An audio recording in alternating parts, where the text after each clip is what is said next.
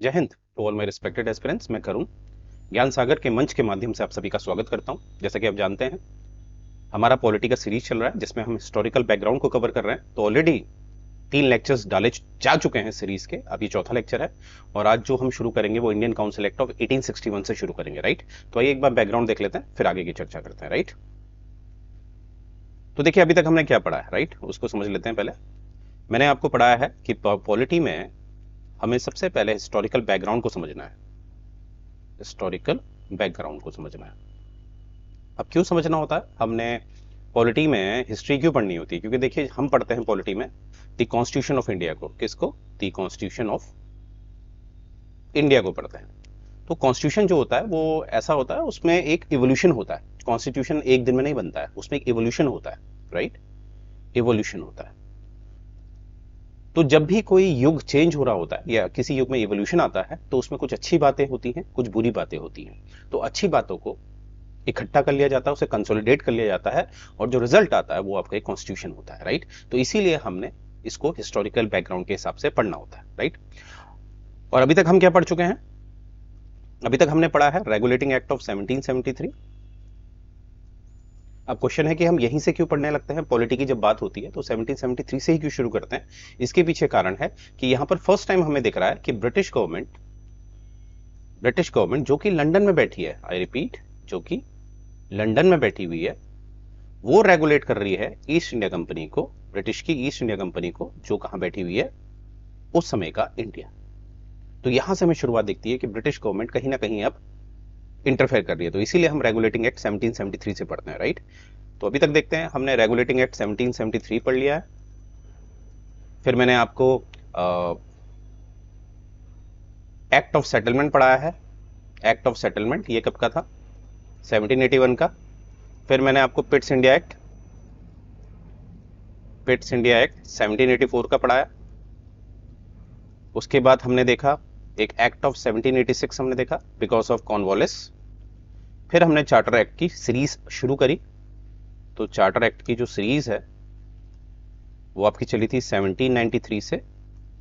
Right, फिर 1813, हर 20 साल में आया ये, 1833, 1853 और 1853 के बाद आपको मैंने बताया था जिस तरह से इन्होंने ओपन कंपटीशन बना दिया था सिविल सर्वेंट्स के लिए, ओपन कंपटीशन, तो कहीं ना कहीं ब्रिटिश गवर्नमेंट को अब ईस्ट इंडिया कंपनी की उतनी जरूरत नहीं थी। इसीलिए 1853 वाले में ये जो 20 साल बाद चार्टर एक्ट आएगा, ऐसा कोई क्लॉज नहीं लिखा गया था।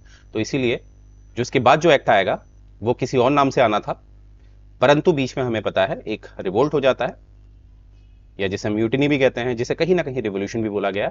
और वीडी सावरकर जी ने तो इसको फर्स्ट वॉर ऑफ इंडिपेंडेंस बोला है, किसको? रिवोल्ट ऑफ 1857 को। राइट, तो यहां तक हमने पढ़ लिया। तो इसकी वजह से एक गवर्नमेंट ऑफ इंडिया 1858 आया, यहां पर लिख देता हूं 1858 आया। तो गवर्नमेंट ऑफ इंडिया 1858 तक हमने पढ़ लिया है। अब देखिए एक इंपॉर्टेंट बात है आपको यहां से समझना है, जो आज की जो सीरीज हमारी चलेगी, कि government of India act 1858, I repeat, government of India act 1858 से आपने देखा है कि एक जो हमारे गवर्नर जनरल जो थे, जिनको वाइसरॉय बना दिया गया था, वाइसरॉय जो है उनको कहीं ना कहीं एक, आपको पता ही है 1853 से, जो मैंने आपको चार्टर एक्ट 1853 पढ़ाया था उसमें मैंने आपको बताया था कि एक लेजिस्लेटिव काउंसिल जोड़ दी गई थी। तो 1853 में तो गवर्नर जनरल ऑफ इंडिया कहलाएंगे ना, पर 1858 से यही गवर्नर जनरल ऑफ इंडिया क्या कहलाया? वाइसरॉय। तो वाइसरॉय में एक लेजिस्लेटिव काउंसिल जोड़ दी गई थी, जिसमें कहीं ना कहीं इसका जो मकसद था इसको जोड़ने का, इसमें नॉन ऑफिशियल को जोड़ने की बात की गई थी। अब नॉन ऑफिशियल से क्या मतलब था? उस समय नॉन ऑफिशियल मतलब होता था नॉन ब्रिटिशर्स, और नॉन ब्रिटिशर्स मतलब इसमें मेजोरिटी होती थी इंडियंस की, मेजोरिटी होती थी इंडियंस की। और इंडियन से मेरा मतलब है आज के समय में इंडिया पाकिस्तान दोनों, ठीक है? तो ये चीज याद रखना है। अब देखिए यहां पर मैं आपको क्या बताना चाह रहा हूं कि 1853 से लेजिस्लेटिव काउंसिल आया था जिसमें इंडियंस को जोड़ा जा रहा है। और देखिए अभी 1857 का आपने रिवोल्ट देखा, इतना बड़ा रिवोल्ट देखा। तो कहीं ना कहीं अब ब्रिटिश गवर्नमेंट क्या करेगी, अब जो नया एक्ट लाएगी वो चार्टर सीरीज का नहीं लाएगी, चार्टर सीरीज का नहीं लाएगी। क्यों? क्योंकि देखिए इसके दो कारण है। पहला कारण है कि एब्सोल्यूट मोनार्की कहीं ना कहीं नॉमिनल मोनार्की में कन्वर्ट हो रही थी। आई रिपीट, एब्सोल्यूट मोनार्की कहीं ना कहीं पूरी तरह से नॉमिनल मोनार्की में शिफ्ट हो चुकी थी। इसीलिए अब चार्टर खत्म होंगे और एक्ट के नाम से आएंगे। और कहीं ना कहीं यहां पर क्या है कि इंडियंस को खुश करना है, जिससे कि दोबारा से कोई ऐसा रिवोल्ट ना करे इंडियंस, क्योंकि पहली बार तो ब्रिटिशर्स ने कहीं ना कहीं इसको संभाल लिया था, दोबारा संभालने की ताकत नहीं थी। इसीलिए अब जो सीरीज हमें मिलेगी वो मिलेगी इंडियन काउंसिल्स की, इंडियन काउंसिल्स। तो इंडियन काउंसिल के जो हैं इसके 3 एक्ट आए हैं हमारे पास, 3 एक्ट्स। पहला एक्ट आया है आपका इंडियन काउंसिल एक्ट ऑफ 1861, दूसरा आया है माफ कीजिएगा इंडियन काउंसिल एक्ट ऑफ 1892, और तीसरा आया है आपका इंडियन काउंसिल एक्ट ऑफ 1909। इस वाले एक्ट जो इंडियन काउंसिल एक्ट ऑफ 1909 है, इसको मोर्ले मिंटो रिफॉर्म भी कहा गया है, मोर्ले मिंटो रिफॉर्म। तो ये बात आपने याद रखनी है। अब देखिए हमने ये भी देख लिया कि ये इंडियन काउंसिल नाम क्यों पड़ा, क्योंकि देखो ब्रिटिशर्स अगर कोई भी नॉमेक्लेचर करते थे, यानी कि कोई भी नाम रखते थे, तो उसके पीछे एक लॉजिक होता था, ऐसे रैंडमली नाम नहीं रखते थे। तो यहाँ पर इंडियन काउंसिल सीरीज क्यों आ रही है, आपके पास पहला आंसर है कि कहीं ना कहीं एब्सोल्यूट मोनार्की कन्वर्ट हो रही थी नॉमिनल मोनार्की में, और कहीं ना कहीं जो इंडियंस को शामिल करना था, क्योंकि इंडियन काउंसिल 1853 वाले एक्ट से बना दी गई थी लेजिस्लेटिव काउंसिल के नाम से, तो यहाँ पर इंडियन प्लस काउंसिल को जोड़ा गया है। ठीक है, तो इसीलिए आप देख रहे होंगे इस तरह से 3 सीरीज आपको दिखेगी, 1861, 1892, 1902। एक सेकंड माफ कीजिएगा, 1902 नहीं है, इसको 1909 कर लीजिएगा, माफ कीजिएगा मुझे, ये 1909 है। ठीक है, 1909, आई रिपीट माय मिस्टेक, ये 1909 है, ये बात अपनी याद रखें।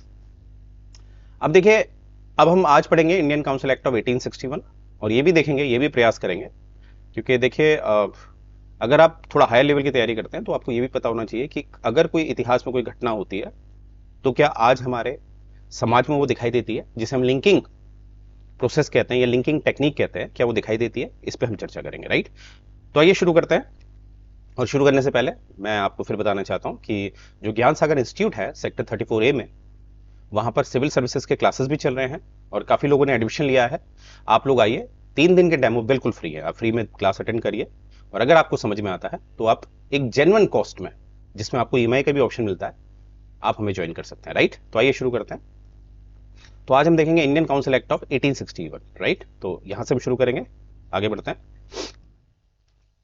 देखिए, तो सबसे पहला क्या है, after the great revolt of 1857, जैसे कि मैंने बताया था आपको, फिर गवर्नमेंट ऑफ इंडिया 1858 आया था, उसके बाद हमें दिख रहा था काफी कुछ, गवर्नर जनरल ऑफ इंडिया को वाइसरॉय बना दिया गया था, सेक्रेटरी ऑफ स्टेट जोड़ दिए गए थे, और कहीं ना कहीं ब्रिटिश गवर्नमेंट ने इंडियंस को यह बताया, ये जस्टिफाई किया कि सारी गलती जो थी वो ईस्ट इंडिया कंपनी की थी, अब कहीं ना कहीं ब्रिटिश गवर्नमेंट डायरेक्टली इसको देखेगी। और इसके बाद जो सीरीज मैंने बताई आपको, उसी पे हम चर्चा करेंगे। तो सबसे पहले क्या है, ये जो एक्ट आए हैं ये 3 सीरीज में आए हैं, तो ये आप देख पा रहे होंगे यहाँ पर, तो ये मैं ऑलरेडी आपको बता चुका हूं। राइट, तो आज हम चर्चा करेंगे इंडियन काउंसिल एक्ट ऑफ 1861, और ये एक लैंडमार्क बना है।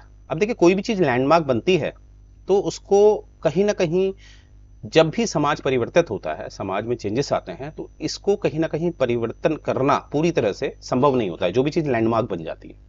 ठीक है, जैसे एक एग्जांपल से मैं आपको बताता हूँ, म्यूजिक कितना भी आगे बढ़ जाए, म्यूजिक में कितना भी एवोल्यूशन हो जाए, पर वो माइकल जैक्सन को कभी नहीं भूल सकता। माइकल जैक्सन और आपके लता मंगेशकर, इस तरह के जो गायक हैं, ये एक लैंडमार्क होते हैं।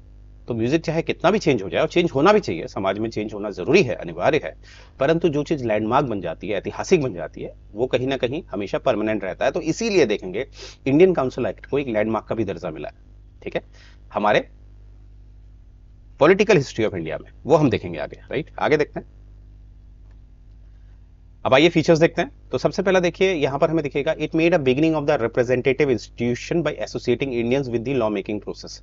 देखिए, इसको एक बार बैकग्राउंड देख लेते हैं। देखिए हुआ क्या था, जैसे मैंने आपको बताया था कि एक सेकेंड, देखिए इसमें हुआ क्या था कि जो ये गवर्नमेंट ऑफ इंडिया एक्ट 1853 लाया गया था, या चार्टर एक्ट कह सकते हैं इसको, गवर्नमेंट ऑफ इंडिया कहना गलत होगा, एक सेकेंड। जो चार्टर एक्ट 1853 था, उसमें मैंने आपको बताया था कि कहीं ना कहीं जो उस समय गवर्नर जनरल ऑफ इंडिया था, उसके पास ऑलरेडी एग्जीक्यूटिव काउंसिल थी। राइट, और एग्जीक्यूटिव काउंसिल इसकी कब से बनी थी, रेगुलेटिंग एक्ट ऑफ 1773 से बनी थी, और इसीलिए हमें दिखता है चार्टर एक्ट ऑफ 1853 से एक और काउंसिल इसमें ऐड की गई, जिसे हमने कहा लेजिस्लेटिव काउंसिल। तो ये कब ऐड हुई, 1853 से, चार्टर एक्ट ऑफ 1853 से, और ये कहीं ना कहीं मिनी पार्लियामेंट भी कहलाई। अब देखिए, लेजिस्लेटिव काउंसिल जोड़ने का मतलब ही ये था कि इसमें कहीं ना कहीं ब्रिटिश गवर्नमेंट चाहती थी कि जो ईस्ट इंडिया कंपनी है वो इसमें नॉन ऑफिशियल्स को ऐड करे, नॉन ऑफिशियल्स को ऐड करे, यानी कि कहीं ना कहीं नॉन ऑफिशियल में मेजोरिटी है आपके इंडियंस की, उनको ऐड करे, या मैं एक सिंपल वे में कह सकता हूं कि इंडियंस को ऐड करे। बट हो क्या रहा था कि शासन की तरफ से तो ये अधिनियम बनाए जा रहे थे, यानी कि ब्रिटिश गवर्नमेंट की तरफ से तो ये एक्ट बनाए जा रहे थे, पर इसको एग्जीक्यूट किया जा रहा था ईस्ट इंडिया कंपनी के द्वारा। पर ईस्ट इंडिया कंपनी इसमें इसको पूरी तरह से लागू नहीं कर रही थी, यानी कि इंडियंस को रिप्रेजेंटेशन नहीं दे रही थी। इसीलिए जो इंडियन काउंसिल एक्ट ऑफ 1861 में है, इसमें एक्सक्लूसिवली ये बोला गया, साफ तौर पे ये बोला गया कि इंडियंस को शामिल करना है। इसीलिए आपको दिखेगा कि कहीं ना कहीं अब हमें इंडियंस इसमें दिखेंगे, राइट। वो इंडियंस हैं आपके, यहां पर आप देख पा रहे होंगे, राजा ऑफ बनारस, महाराजा ऑफ पटियाला और सर दिनकर राव। तो राजा ऑफ बनारस और महाराजा ऑफ पटियाला, ये तो एक एक्स ऑफिशियो पोस्ट है, यानी कि पदेन पोस्ट है। जो भी राजा बनेगा बनारस का वो अपने आप लेजिस्लेटिव काउंसिल का हिस्सा बनेगा, जो महाराजा बनेगा पटियाला का वो अपने आप क्या बनेगा, लेजिस्लेटिव काउंसिल का हिस्सा बनेगा। पर जो सर दिनकर राव हैं, इनका नाम एक इंडिपेंडेंटली दिया गया था, सर दिनकर राव। हालांकि रियलिटी में ये भी कहीं ना कहीं ब्रिटिशर्स के हिसाब से ही काम करते थे, क्योंकि देखिए ईस्ट इंडिया कंपनी वाले इतने बेवकूफ नहीं थे कि वो ऐसे व्यक्ति को सदस्य बनाएंगे जो उनके लिए सरदर्दी होगा, जो उनके खिलाफ खड़ा होगा। उन्होंने ये तो दिखा दिया कि इंडियंस को हमने शामिल किया है, पर वो इंडियंस को शामिल किया जो कहीं ना कहीं ब्रिटिशर्स के पक्ष में थे, जो कहीं ना कहीं लोकतंत्र के अगेंस्ट थे। तो आपका एग्जाम के लिए भी क्वेश्चन आ गया है कि अगर आपसे पूछा जाएगा पहला भारतीय जो था जो ब्रिटिश की लेजिस्लेटिव काउंसिल में शामिल हुआ, तो उसका नाम है, माफ कीजिएगा, उनका नाम है सर दिनकर राव। ये बात आपने याद रखनी है, राइट। आगे देखते हैं। अब it initiated the process of decentralisation. अब इस पे चर्चा कर लेते हैं एक बार, ठीक है। अब हमने देखा it initiated the process of decentralisation, यानी कि डिसेंट्रलाइजेशन की शुरुआत करता है, विकेंद्रीकरण इसे कहते हैं, इसकी शुरुआत करता है इंडियन काउंसिल एक्ट ऑफ 1861। अब इससे पहले हम समझते हैं कि जो सेंट्रलाइजेशन है, केंद्रीकरण जो है, उसकी शुरुआत कब से होती है। अगर हम ध्यान से देखें, हमने जो पढ़ा था रेगुलेटिंग एक्ट ऑफ 1773, तो वहां पर हमें दिखा था कि जो गवर्नर ऑफ बंगाल था, क्योंकि उस समय 3 गवर्नर्स थे, 3 प्रेसिडेंसी थी, governor of Bombay, governor of Madras and governor of Bengal. तो गवर्नर ऑफ बंगाल को गवर्नर जनरल ऑफ बंगाल बना दिया गया, गवर्नर जनरल ऑफ बंगाल। और हम अच्छी तरह जानते हैं पहले गवर्नर जनरल ऑफ बंगाल जो बने हैं वो बने हैं वॉरेन हेस्टिंग्स। और आपने देखा कहीं ना कहीं ये अब कहीं ना कहीं हेड बन गए, यानी कि मैं ये नहीं कहता कि गवर्नर ऑफ बॉम्बे या गवर्नर ऑफ मद्रास की लेजिस्लेटिव पावर छीन ली गई है, बट ये बात है कि वो कोई भी काम करेंगे तो रिपोर्ट किसको करेंगे, गवर्नर जनरल ऑफ बंगाल को। तो यहां से हमें दिखता है कि एक सेंट्रलाइजेशन की शुरुआत हुई थी, केंद्रीकरण की शुरुआत हुई थी, कौन से, एक रेगुलेटिंग एक्ट ऑफ 1773 से, जो क्लाइमेक्स में पहुंचा था, जेनिथ पे पहुंचा था अपने चार्टर एक्ट ऑफ 1833 से। क्योंकि आप जानते हैं चार्टर एक्ट ऑफ 1833 से क्या हुआ था, गवर्नर जनरल ऑफ इंडिया बना दिया गया था। और हम अच्छी तरह जानते हैं पहला गवर्नर जनरल ऑफ इंडिया कौन बना था, विलियम बेंटिक। ये ऑलरेडी मैं पढ़ा चुका हूं, इसलिए मैं रफली लिख रहा हूं इसको, विलियम बेंटिक को बना दिया गया था। और कहीं ना कहीं ये भी क्लॉज दे दिया गया था चार्टर एक्ट ऑफ 1833 में कि जो लेजिस्लेटिव पावर है बॉम्बे की और जो लेजिस्लेटिव पावर है मद्रास के गवर्नर की, वो छीन ली गई। यानी कि केंद्रीकरण जो है वो चरम पे, जेनिथ पे कब पहुंचा है, चार्टर एक्ट ऑफ 1833, जिसकी शुरुआत हुई थी रेगुलेटिंग एक्ट ऑफ 1773 से। अब जो चार्टर एक्ट ऑफ 1833 से सेंट्रलाइजेशन जो है जेनिथ पे पहुंच गया था, अब कहीं ना कहीं देखिए भारत में जो भारतीय थे वो हमेशा मांग कर रहे थे कि विकेंद्रीकरण हो। क्योंकि देखिए अगर आप ध्यान से देखेंगे, अगर आप यूरोप को देखोगे, जैसे यूरोप में हमें फ्रेंच रिवॉल्यूशन दिखता है, राइट, तो वहां पर हमें क्या दिखता है कि कहीं ना कहीं अधिकारों की बात उठ रही थी। तो भारत में भी इसकी आंधी आई और कहीं ना कहीं अधिकारों की वजह से एक विकेंद्रीकरण, डिसेंट्रलाइजेशन की मांग उठती जा रही थी। तो इसीलिए कहीं ना कहीं डिसेंट्रलाइजेशन की शुरुआत हमें दिखती है 1861 से, राइट। तो ये बात आपने याद रखनी है कि किस तरह से केंद्रीकरण शुरुआत करता है रेगुलेटिंग एक्ट ऑफ 1773 से, जो चरम पे पहुंचता है चार्टर एक्ट ऑफ 1833 से, और कहीं ना कहीं अब मांग के अनुसार विकेंद्रीकरण की शुरुआत हमें कब से मिल रही है, 1861 से। अब यहां पर देख लेते हैं डिसेंट्रलाइजेशन की शुरुआत कहां से मिल रही है हमें, डिसेंट्रलाइजेशन की शुरुआत हमें मिलती है चार्टर एक्ट, माफ कीजिएगा, इंडियन काउंसिल एक्ट ऑफ 1861 से, जो अपने चरम पर, यानी कि जब पूरी तरह से मिलता है वो मिलता है 1937 पे। यानी कि गवर्नमेंट ऑफ इंडिया एक्ट 1935 में ये क्लॉज आया था कि प्रांतीय स्तर पे रिस्पॉन्सिबल गवर्नमेंट दी जाए, जिसे 2 सालों बाद माना गया, यानी कि 1937 में प्रांतों को एक अपनी कंप्लीट इंडिपेंडेंस मिली, वो अपने स्तर पे कानून बना सकते थे, डिसेंट्रलाइजेशन ऑफ पावर हुआ। ठीक है, तो शुरुआत जिसकी 1861 से हुई और जो चरम पे पहुंचा 1937 पे, राइट, ये बात आपने याद रखनी। तो इस पे हमने चर्चा कर ली है और ये आप देख पा रहे होंगे, ये मैं ऑलरेडी बता चुका हूं कि प्रांतीय स्तर पे जो पावर मिल चुकी थी इन लोगों को वो 1937 में मिली थी। आगे बढ़ते हैं। It also provided the establishment of new legislative council. अब जैसे कि मैंने कहा था, मांग उठ रही थी कि भैया प्रांतीय स्तर पे भी कानून बनाने का एक अधिकार दिया जाए, विधानसभा बनाने का अधिकार दिया जाए। तो इसीलिए आप देख रहे होंगे धीरे धीरे भारतीयों की मांग स्वीकृत की जा रही है। तो यहां पर हमें दिख रहा है बंगाल का जो लेजिस्लेटिव काउंसिल बनाया प्रांतीय स्तर का, वो 1862 में बना। एक साल बाद नॉर्थ वेस्ट फ्रंटियर प्रोविंस जो है वहां पर ये बना 1886 में, और पंजाब में कब बना, 1897।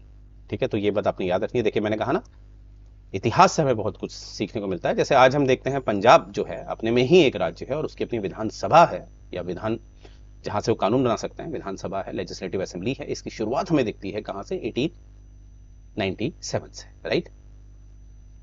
आगे देखते हैं। अब आगे देखते हैं। It empowered the viceroy to make rules and order for more convenient transaction of business in the council. यानी कि हमें दिखता है कि कहीं ना कहीं यहाँ पर ना जो वाइसरॉय है उसकी शक्ति बढ़ाई जा रही है, वो और स्मूथली बिजनेस कर सकता है, यानी कि अपने स्तर पे उसकी शक्ति बढ़ाई गई है। ये हमारे एग्जाम के लिए उतना नहीं है इंपॉर्टेंट, पर जो इंपॉर्टेंट जो है ये वाला पॉइंट है। देखिए हमारे जो पहले वाइसरॉय बने हैं वो बने हैं लॉर्ड कैनिंग। और लॉर्ड कैनिंग जो हैं ये एक मैनेजमेंट के लिए काफ़ी प्रख्यात माने जाते थे, काफ़ी प्रसिद्ध थे ये। तो लॉर्ड कैनिंग जो हैं इन्होंने कहीं ना कहीं 1859 में ही, आई रिपीट 1859 में ही पोर्टफोलियो सिस्टम दे दिया था। पोर्टफोलियो का मतलब होता है कि एक जब आप कोई शासन करते हैं तो वहां पर आप फील्ड को अलग अलग कर देते हैं, राइट। जैसे आप कोचिंग करते हैं तो आपके जो पॉलिटी में एक्सपर्ट होते हैं वो पॉलिटी पढ़ाते हैं, ज्योग्राफी में जो एक्सपर्ट होता है वो ज्योग्राफी पढ़ाता है, इस तरह से, राइट। देखिए किसी ने अगर तैयारी करी है तो वो हर विषय को जानता है, वो पढ़ा भी सकता है, ऐसा नहीं है, पर कोशिश की जाती है जो जिसमें, क्योंकि आप एक्सपर्ट तो एक ही विषय में होंगे ना, आपकी रुचि एक विषय में ज्यादा होती है, तो इसीलिए कोशिश की जाती है जो जिस काम में एक्सपर्ट है उसको वही करने का मौका मिले। तो इसी को हम कहते हैं डिवीजन ऑफ वर्क। और डिवीजन ऑफ वर्क यानी कि जो पोर्टफोलियो सिस्टम है वो कहीं ना कहीं अकाउंटेबिलिटी को भी बढ़ाता है, क्रॉस चेकिंग बढ़ाता है। जैसे आज भी वर्तमान में हमें दिखता है पोर्टफोलियो, बिल्कुल दिखता है। जैसे हमारे कैबिनेट मिनिस्टर लेवल का जो कैबिनेट मिनिस्ट्री होती है हमारी, वो एक पोर्टफोलियो का एग्जाम्पल है। जैसे हमारे एक फाइनेंस मिनिस्टर हैं निर्मला सीतारमण जी, हमारे होम मिनिस्टर हैं अमित शाह जी, इस तरह से। तो आपने देखा होगा इनके पास अपने अपने एक पोर्टफोलियो है, ठीक है। तो यहां पर क्या है, इसकी जो शुरुआत है लॉर्ड कैनिंग ने 1859 में ही भारत में कर ली थी, जो आज भी हमें दिखाई देती है, हमने देखा अभी कैबिनेट स्तर पे। और इसको कहीं ना कहीं प्रमाणित किया गया इंडियन काउंसिल एक्ट ऑफ 1861 से, ठीक है। तो एग्जीक्यूटिव लेवल पे तो ये 1859 पे ही आ गया था, वाइसरॉय लेके आ गए थे कौन, लॉर्ड कैनिंग। परंतु इसको प्रमाणित जिस एक्ट से हुआ है वो है इंडियन काउंसिल एक्ट ऑफ 1861, यानी कि ब्रिटिश सरकार ने इसको रिकॉग्नाइज किया, राइट। तो ये चीज आपने याद रखनी है। तो एग्जाम में पूछा जाएगा कि पोर्टफोलियो भारत में कौन लाया, तो वहां पर आपने याद रखना है लॉर्ड कैनिंग। कब आया, 1859, और किस एक्ट ने इसको रिकॉग्नाइज किया, तो आपके पास आंसर है इंडियन काउंसिल एक्ट ऑफ 1861। आगे देखते हैं। It empowered the viceroy to issue ordinance. अब देखिए ऑर्डिनेंस जिसे हम अध्यादेश कहते हैं, ठीक है, और ऑर्डिनेंस जो है ये जो ऑर्डिनेंस वाली शक्ति है ये वाइसरॉय को दी गई है इंडियन काउंसिल एक्ट ऑफ 1861 के द्वारा, राइट। अब देखिए इसको समझना क्या है आपने, ऑर्डिनेंस की अगर मैं आज की स्थिति देखूं, इन टुडे सिनेरियो देखूं, आज का सिनेरियो देखूं, तो मुझे क्या दिखता है। अगर मैं बात करूं आर्टिकल 123 और बात करूं आर्टिकल 213, तो यहां से हमें क्या दिखता है कि यहां पर हमारे प्रेसिडेंट जारी कर सकते हैं अध्यादेश को, यानी कि ऑर्डिनेंस को, और यहां पर हमारे जो राज्यों के गवर्नर्स होते हैं वो जारी कर सकते हैं, ठीक है, अध्यादेश। अब अध्यादेश क्या है, ये एक एग्जीक्यूटिव लेवल पे कानून बनाने का अधिकार है जो एक अस्थायी है, टेम्परेरी है। ये बात आपने याद रखनी है, क्योंकि लोकतांत्रिक तंत्र में यानी कि डेमोक्रेटिक सिस्टम में कभी भी एग्जीक्यूटिव को लेजिस्लेटिव से ज्यादा पावरफुल नहीं बनाया जाता है। ये बात मेरी हमेशा याद रखनी है आपने कि एक डेमोक्रेटिक सिस्टम में एग्जीक्यूटिव्स को लेजिस्लेटिव से ज्यादा स्ट्रांग नहीं बनाया जाता है। क्यों? क्योंकि लेजिस्लेटिव्स को चुनते ही है जनता, लेजिस्लेटिव को चुनती है जनता। एमएलए एमपी के चुनाव में अगर आप 18 साल के हैं तो आप वोट करते हैं ना, तो अपनी जो पॉलिटिकल पावर है आप वोट के माध्यम से उनको दे देते हैं। इसीलिए आपने देखा होगा चुनाव होते हैं सांसद के, लोकसभा के चुनाव होते हैं, प्रधानमंत्री के कभी चुनाव नहीं होते। इसीलिए आप लोग, हम लोग, जो आम जनता है वो कभी भी प्रधानमंत्री को नहीं चुनती है, हम सिर्फ सांसद को चुनते हैं लोकसभा के।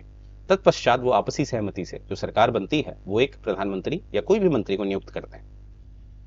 तो इसीलिए लोकतांत्रिक तंत्र में जो कार्यपालिका है वो विधायिका से शक्तिशाली नहीं होती है, ज्यादा शक्तिशाली विधायिका होती है। तो ये बात हम समझे। तो इसीलिए देखिए क्या होता है, अब समस्या ये है कि जो हमारे संसद है केंद्रीय स्तर पे और राज्यों में विधानसभाएं हैं, वो हमेशा सदन पे या सत्र पे तो नहीं रहती है ना, सेशन पे तो नहीं रहती, उनका ऑफ सीजन भी होता है, जिससे कि अपने अपने कंस्टिट्यूएंसी में, निर्वाचन क्षेत्र में काम करें।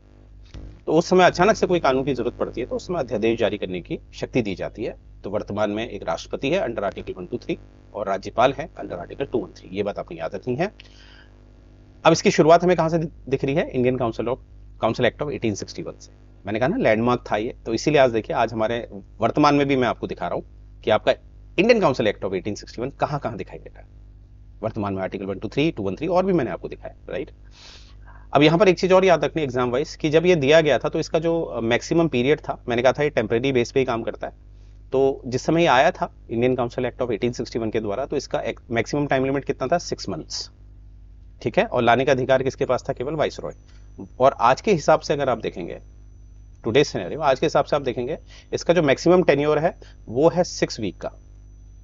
बट हमारा जो सेशंस होते हैं उसका जो मैक्सिमम टाइम पीरियड होता है गैप का, वो होता है 6 मंथ का। यानी कि जो पार्लियामेंट है उसका जो रिक्सेशन टाइम है, रिक्सेशन टाइम यानी कि जब वो सत्र पे नहीं होते हैं, सेशन पे नहीं होते, तो उसको रिक्सेशन कहते हैं। तो पार्लियामेंट का रिक्सेशन मैक्सिमम कितना हो सकता है? 6 मंथ का।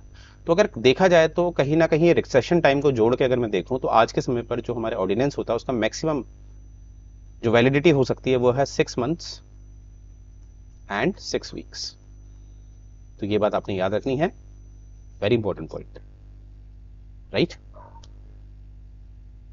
अब देखिए, अब है हमारा इंडियन काउंसिल एक्ट ऑफ 1892, ठीक है। तो इसको हम नेक्स्ट वाले चैप्टर पे करेंगे, माफ कीजिएगा नेक्स्ट वाले वीडियो में करेंगे, राइट। तो मुझे उम्मीद है किस तरह से पढ़ाया जा रहा है, आपको हर चीज समझाई जा रही है, राइट। तो अगर आपको ये हमारा प्रयास पसंद आ रहा है तो लाइक करिए, सब्सक्राइब करिए। आइए आप सेक्टर 34 पे, और एक बार अगर आप ऑफलाइन मोड में पढ़ना चाहते हैं तो 3 दिन के डेमो बिल्कुल फ्री है। तो मैं करूं ज्ञान सागर के मंच के माध्यम से यहीं से ये सेशन एंड करने जा रहा हूं। जय हिंद गाइस।